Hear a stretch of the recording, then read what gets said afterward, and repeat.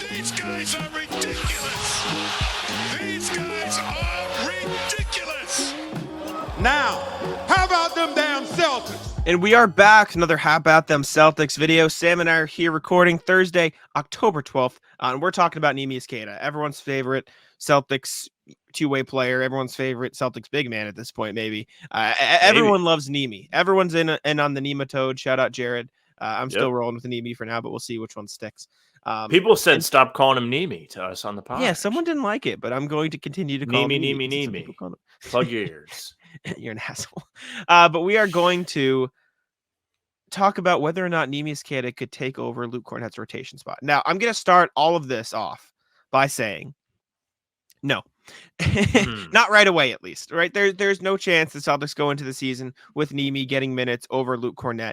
They've expressed time and time again that they are in on Luke Kornet. They like Luke Kornet. Jake Fisher told us as much on the latest podcast, which go listen to if you haven't yet. Shout out to Jake. Thank you for coming on the show. The Celtics like Luke Kornet. They're in on Luke Kornet. They're going to play Luke Kornet as their backup big man to start the season. That said, Neemias Queta has looked better in the preseason. Just objectively speaking, he has. And I think it is worth discussing whether or not down the line he could overtake Luke Kornet in the Celtics rotation, even this year. Yeah, well, the reason why there's so much momentum for it is, of course, the great play in the preseason. He's made, 2 appearances? Did he get in the opening game? I don't even know. He did not in the opening game, but he's made not. 2 appearances since. Okay, 2 appearances, and he's looked pretty solid in both of them. I'll pull this up. Last night in Philadelphia, as we're recording this, he made an impact in no time at all. He played, 8 minutes? He had 10 points, couple rebounds. We're lagging.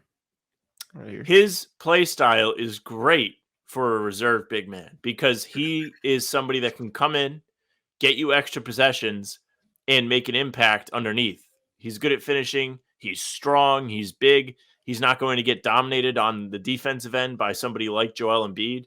He has great potential to just be able to eat minutes and not necessarily hurt you, which is really the big selling point for Luke Kornet. He's out there. He's solid enough where it's not going to hurt you.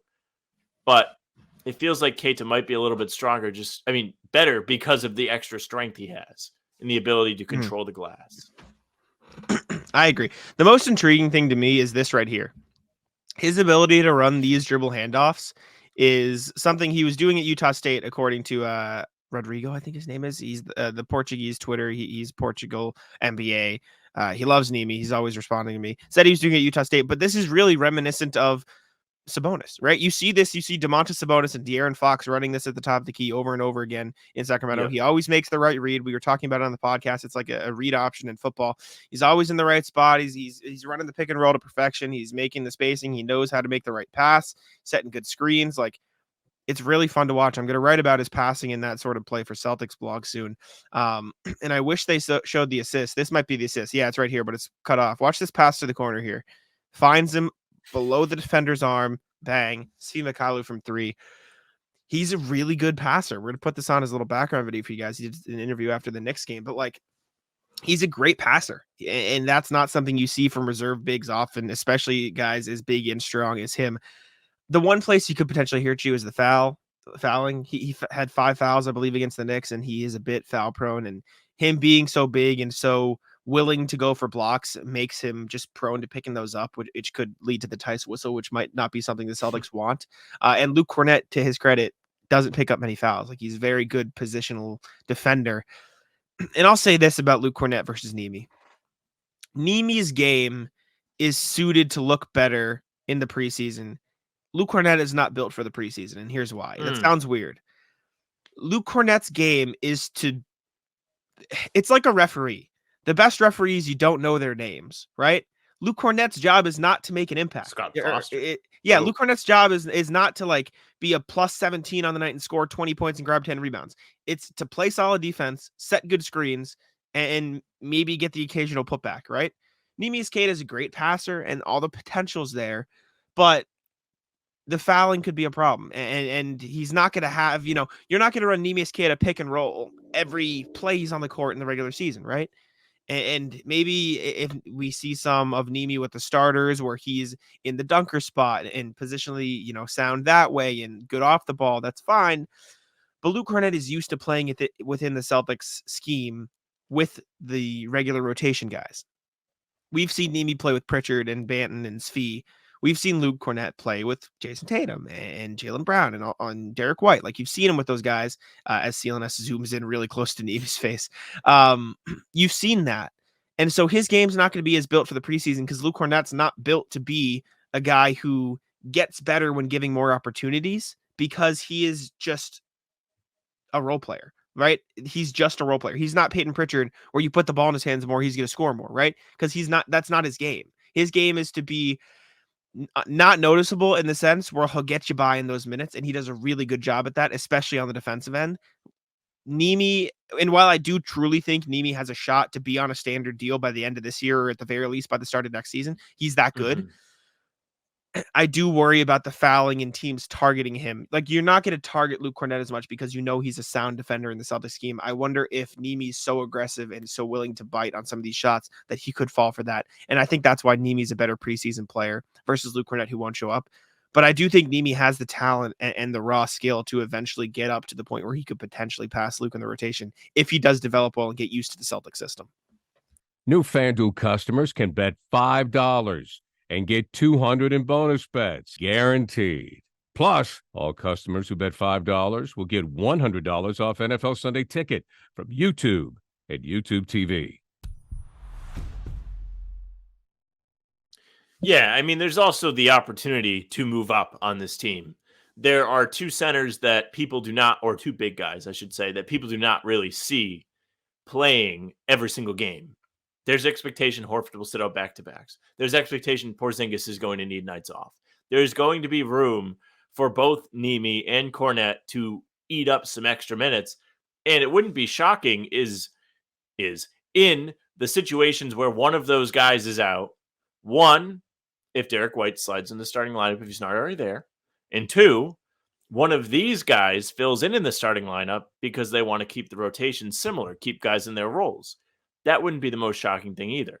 And if Queta can play with Tatum, with Brown, with all of those guys and be successful, then he could definitely etch himself a little spot in the rotation.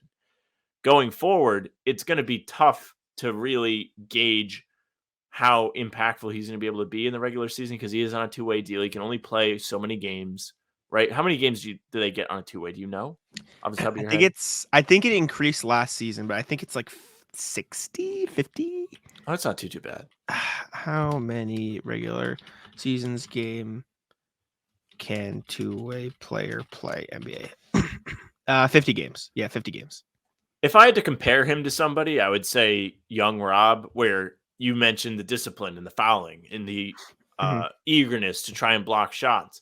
Those are all little traits that Rob carried as a rookie, as a second-year player before he really was able to become an elite defensive presence because of his patience.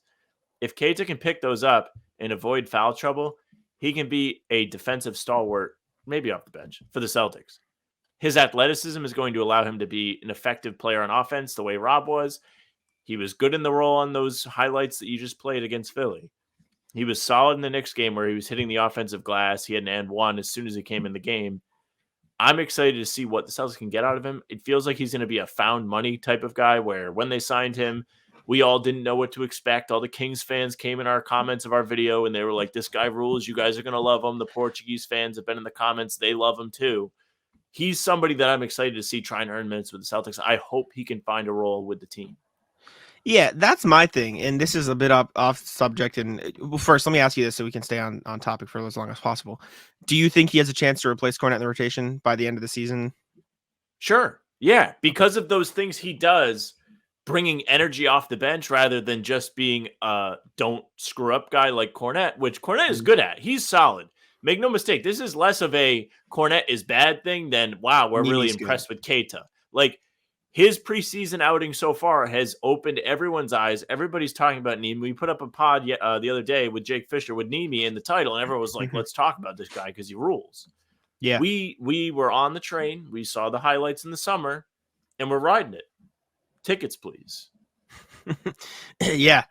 Yeah, I mean, my biggest thing is, and again, this is the off-topic part, why the hell did the Kings let him go?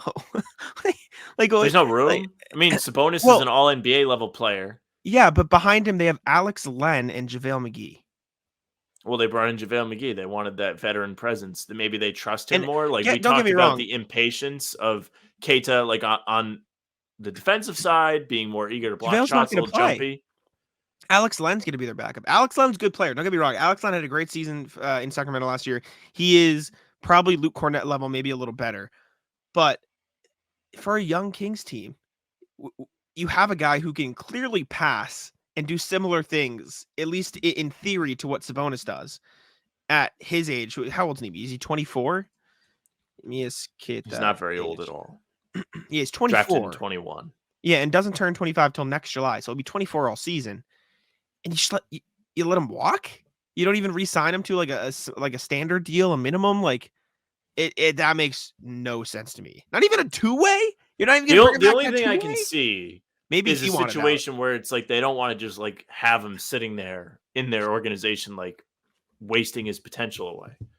I think that's a real thing. Maybe he wanted out. Maybe he was like, "Hey, if you're not Maybe gonna he play me, wanted out. I'd like to move on." It's just weird. Because there's Feels not like a they lot could of lose him. room to move up in Sacramento. With the Celtics, it's a little different because Horford's getting older. Who knows what they're going to want to do behind Porzingis going forward, or how consistently he's going to be available. Like there's definitely like more openness here for improvement. I think Neemias Queta will be on a standard deal with the Celtics at latest by the start of next season, and at earliest by the end of the season if the Celtics make trades Maybe and the by spot the end of opens the up. month. Well, maybe not that far, but I think excuse me, Neemias will make the roster and get converted from a two-way at some point. I hope so. Over the next calendar year. Anyways, thank you all for tuning in.